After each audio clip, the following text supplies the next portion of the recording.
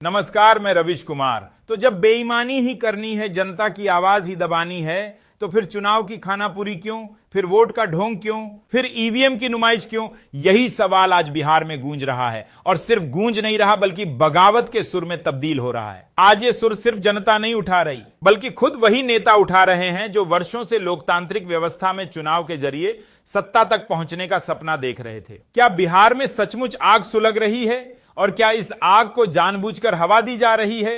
क्या मोदी और शाह बिहार में आग से खेल रहे हैं? और अगर हां, तो इसके पीछे का मकसद क्या है? यह सवाल अब किसी एक पार्टी का नहीं रह गया, यह सवाल अब आम आदमी का सवाल है। यह सवाल उस मतदाता का सवाल है जिसकी उंगली में लगी स्याही अब भरोसे का प्रतीक नहीं, बल्कि छलावे की निशानी बन गई है। विपक्ष आज पहली बार यह कहने की स्थिति में पहुंच गया है कि जब लोकतंत्र ही दम तोड़ चुका है, जब जनता का मत ही काटा जा रहा है, छीना जा रहा है, फेंका जा रहा है, तब चुनाव लड़कर आखिर हासिल क्या होगा? और यह सवाल सिर्फ कांग्रेस या आरजेडी का नहीं है, यह सवाल उस हर राजनीतिक धारा का है जो इस देश में लोकतंत्र की अंतिम सांसों को बचाने की लड़ाई लड़ रही है। तेजस्वी यादव जैसे नेता जो चुनाव जीतने के करीब खड़े थे, जो सर्वे के मुताबिक बिहार के अगले मुख्यमंत्री बन सकते थे, वह अगर कैमरे के सामने आकर कहते हैं कि चुनाव का बहिष्कार एक विकल्प हो सकता है, तो इसका मतलब बहुत बड़ा होता है। इसका मतलब सिर्फ एक दल का असंतोष नहीं, बल्कि पूरे सिस्टम पर अविश्वास होता है। तेजस्वी ये कहते हैं कि अगर लाखों वोट काट दिए गए, अगर जनता से उसका मताधिकार छीन लिया गया, तो वह चुनाव में क्यों उतरे? अब यह पहली बार है जब किसी बड़े नेता ने खुले तौर पर चुनाव का बहिष्कार करने की बात कही है।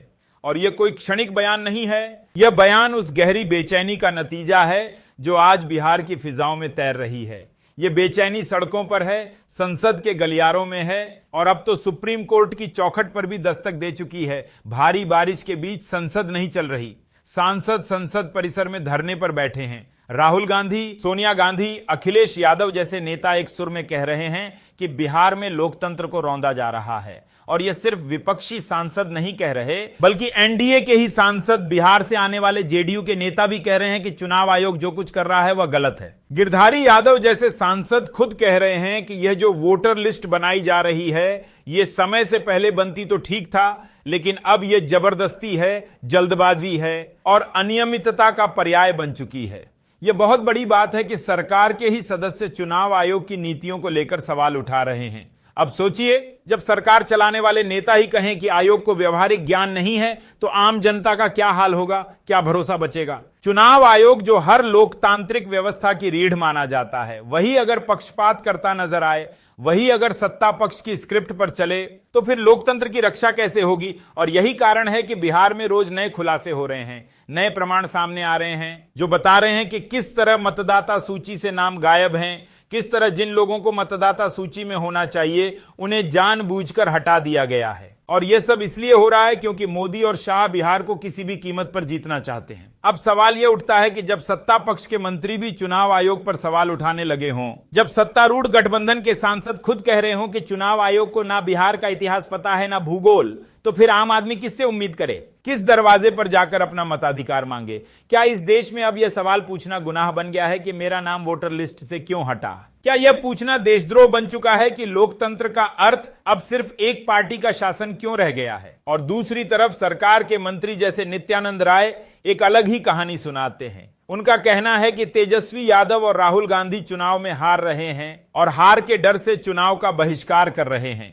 अब सोचिए, जब जनता कह रही है कि उसका नाम लिस्ट में नहीं है, जब विपक्ष कह रहा है कि बेईमानी हो रही है, तब सरकार का मंत्री यह कह रहा है कि यह सिर्फ हार का बहाना है। इसका मतलब साफ है कि या तो वे इस गड़बड़ी से पूरी तरह बेखबर हैं या जानबूझकर आंखें मूंदे हुए हैं। क्या यह एक लोकतंत्र का संकेत है या तानाशाही का ट्रेलर? क्या यह विपक्ष की हार का बहाना है या लोकतंत्र की हत्या का एक सुनियोजित प्रयास? बात सिर्फ बिहार तक सीमित नहीं है। हरियाणा में, महाराष्ट्र में, बंगाल में, हर जगह एक ही पैटर्न दिख रहा है, पर्दे के पीछे से चुनावी प्रक्रियाओं को प्रभावित करना। लेकिन बिहार में यह खेल अब पर्दे के बाहर आ चुका है। यह खुला खेल है सबके सामने, और यही वह बात है जो डराती है, एक ऐसा संकेत देती है कि सत्ता अब संदेश देना चाहती है कि जो करना है कर लो, हम तो यही करेंगे। अब यह भी मत भूलिए कि बिहार सिर्फ एक राज्य नहीं, यह देश के लोकतांत्रिक इतिहास की जननी रहा है। यहीं से महात्मा गांधी ने चंपारण से सत्याग्रह शुरू किया था,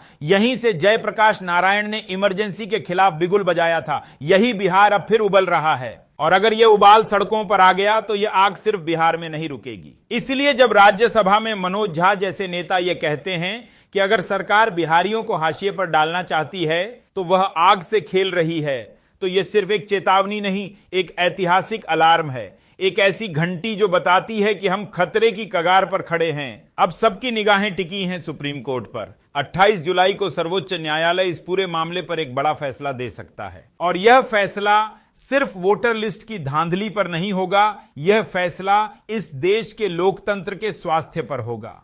अगर कोर्ट ने ईमानदारी से अवलोकन किया तो शायद जनता को राहत मिले, शायद लोकतंत्र में भरोसा बना रहे। लेकिन अगर कोर्ट आयोग की भाषा बोलता है, अगर निष्पक्षता की उम्मीद धुंध में खो जाती है, तो समझ लीजिए कि जनता के पास सड़कों पर उतरने के अलावा कोई विकल्प नहीं बचेगा, और तब शायद बिहार एक बार फिर इतिहास रचेगा। एक बार फिर आंदोलन की चिंगारी यहीं से उठेगी, और अगर यह चिंगारी उठी तो इसकी लपटें सिर्फ एक सरकार को नहीं जलाएंगी, बल्कि उस व्यवस्था को भी सवालों के कटघरे में खड़ा कर देंगी जो आज मौन होकर सत्ता की रक्षा कर रही है। यह लड़ाई सिर्फ चुनावी आंकड़ों की नहीं है, यह लड़ाई उस आत्मा की है जिसे लोकतंत्र कहते हैं।